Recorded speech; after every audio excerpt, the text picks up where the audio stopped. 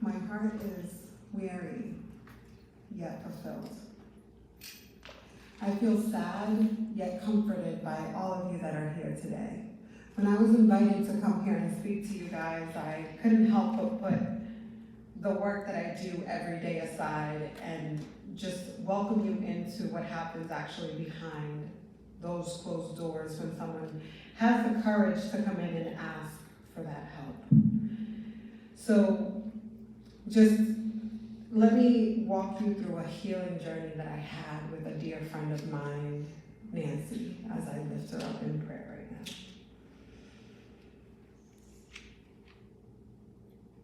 I remember the phone call that I got. It was definitely not what I expected when I was making the decision to hire Nancy for the position that was available at my job. And rather than that of excitement and kind of moving forward and starting anew, which was what we had left off, I had to deal with the harsh reality that she took her last breath and was found with hypothermia. And I was in a state of shock, in a state of denial. She was just about to regain everything that she had just lost. See, Nancy had migrated from her country after she lost her father due to political violence. She also lost her brother due to gun violence, and she was just plagued with grief and violence.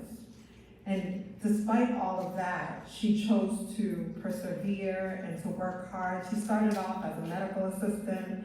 She worked her way up to being a nurse, and then eventually a nurse manager, one that actually showed me the ropes, and was that shining light that when she walked in the room, the whole room lit up. She had this smile that was so contagious.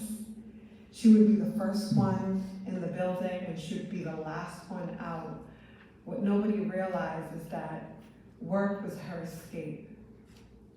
Her husband, who had just died recently before her passing, her husband was suffering with alcohol use as well. And he died suddenly due to cirrhosis of the liver. And that was her breaking point. So after the initial shock that I was in, I found myself just angry with her. Because now there's these two beautiful children, ages 7 and 10 years old, without a father, and now without a mother. And I was like, how dare you? How dare you do this to them? Then came the reality that I had to acknowledge, which is that Nancy had a hard life, and her life had gotten harder when she lost her husband, and she found herself having to parent these two children all by herself. A vision came to me, a vision of her swimming in the middle of the ocean with these two anchors just carrying and weighing her down as she swam the sea of hopelessness and looking around with no land in sight. Finally, I was able to empathize with what it must have felt like without actually feeling what it was like to be her and deal with all of the many losses in her lifetime. And in that moment, I was able to get to a state of radical acceptance and accept the fact that I was not meant to be her savior.